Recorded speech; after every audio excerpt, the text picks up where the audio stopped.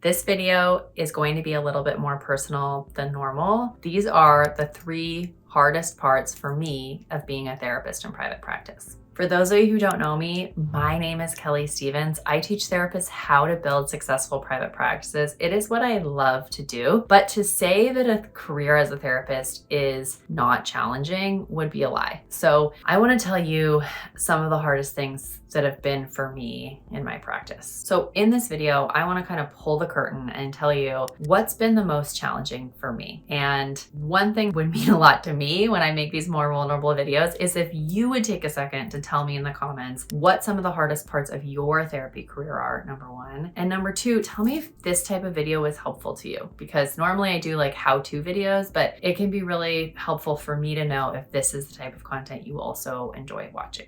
So I want to put out there a little trigger warning as well. In this video, I'm talking about some of the most challenging parts of being a therapist. I've had clients die. I've had a lot of different things happen. So if you're not in a place where you can hear those things, totally understandable, and feel free to click to one of my other videos. Thing number 1, one of the hardest parts I think of my career is working with kids and families. So for those of you who don't know, I run a private practice for teens, young adults, and families. So a lot of people come to me as teenagers when they're really struggling or when their family is going through something, and I'm the person they come and see. One thing that always stands out to me that is absolutely the hardest, could choke up even thinking about it now, is when I see a teenager who is absolutely trying their hardest to get better is the wrong word, but just to make their life better, to feel good about themselves, to do well in school, to get out of whatever circumstance that they are in. And their parent is the one continuing to pull them back. Now, this is not always the case. Okay, I have worked with some incredible parents and some amazing families, and obviously I feel so grateful for that. But there are times when I have seen a teen and the teenager is the one who is really trying to make progress forward, and for whatever reason, the parent is stuck in their own mental health issues or their own trauma or whatever it is, and they are the one that's holding the teen back. And I would say as the therapist, this always is a challenging dynamic because we never want to create a scenario where we're triangulated somehow in the family and we want to empower the teen to be able to talk to their parents. We want to make sure that who's ever in that teen support network, who's ever bringing them to therapy, is also obviously like doing their own work and going to therapy. This is like one of the hardest things I think as a therapist who works with kids. And it's one of the most tricky things to navigate clinically. I think that it takes a lot of skill as a therapist to be able to empower a teen enough to say, look, I know there are things going on in your family that are out of your control, and let's figure out a way for you to have a good life in spite of those things. And here's the reason it's hard as a therapist, because a lot of times we work with kids and teens who are not necessarily at a point where we can say to them, hey, your mom or dad is really struggling. And you might not say as the adult, like, I know you're struggling in large part because they're struggling, right? Like that is not necessarily a boundary that we can cross as therapists. Sometimes it is and sometimes it isn't. And sometimes as therapists, I've had cases where I've said that to a teen, especially an older teenager, 17 or 18, where I've said, your parent isn't doing their own work to make their life better. And I see that and I validate that experience. But if they're a very young teen, that might not necessarily be a healthy conversation for me to have. Now, obviously I'm speaking in huge generalities right now. This is really case by case basis, but I would say for me, these are the kids that I worry about the most on my caseload, and definitely some of the harder parts of working in this setting because I worry for my clients sometimes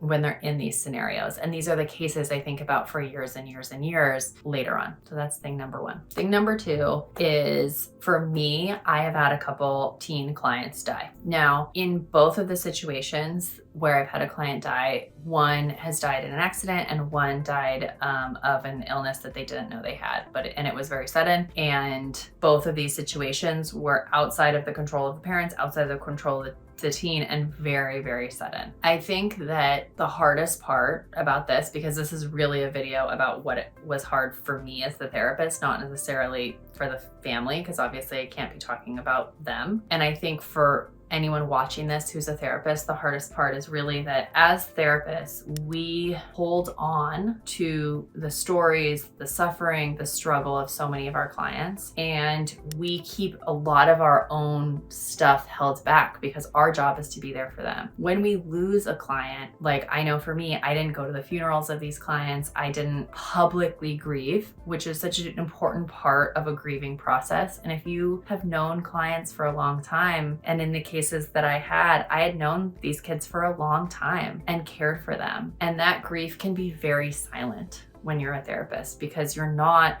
going to publicly say somebody that I know died, right? But these are also some of the cases that I've hung on to the longest and that I've thought about over and over again, and families that I still think about now, even though in both of these situations this happened a really long time ago. Yeah, that's thing number 2. Thing number 3 that I have found the hardest about being a therapist for the last decade is the expectation of others that I would have my life together all the time. So this one's a little lighter in some ways, but not. I know, like for me, currently, as I'm recording this video, I have a 5-year-old and almost a 2-year-old. And one thing that I hear a lot from other parents is like, oh, how would you handle this thing with your kid? And this assumption that somehow, because I'm a therapist, I have everything in my life together. This could not be further from the truth, okay?